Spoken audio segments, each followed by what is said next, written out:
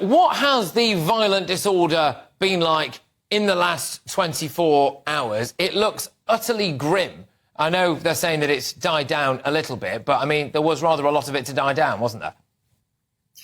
Yes, quite right, Patrick. And the scary thing is that people woke up every morning to find the shops in their streets and quiet shops in quiet streets broken down, stuff stolen in a sort of random manner, when they were not woken up at 3 a.m., again, in sort of perfectly sort of nice neighborhoods, in which suddenly somebody was shaking up the door because they wanted to access whatever shop was in the courtyard or was accessible by the building door, and destroying and pillaging everything.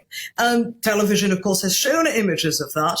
We now are beginning to understand that the first day, which may have been crucial to set the tone, there were severe instructions to the police not to have another incident, quote unquote, and therefore they held out and they rather than risk another killing. And the result is that there was an emboldenment of the movement by people who have no political demands whatsoever. People say these are protests in Paris. They are not protests at all. They are riots by people who essentially are out to get revenge for whatever they can express and to steal lots of stuff. Lots of the stuff that got stolen on the Champs-Élysées and elsewhere is already on sale on Vinted, for instance.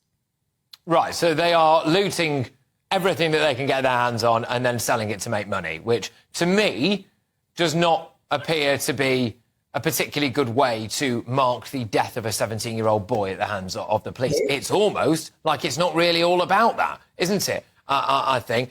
What are we seeing in terms of the police's reaction now? I thought it was fascinating what you just said there, that the police or the politicians were too afraid, initially, of having another incident that they stood back and, well, this is what you get, isn't it?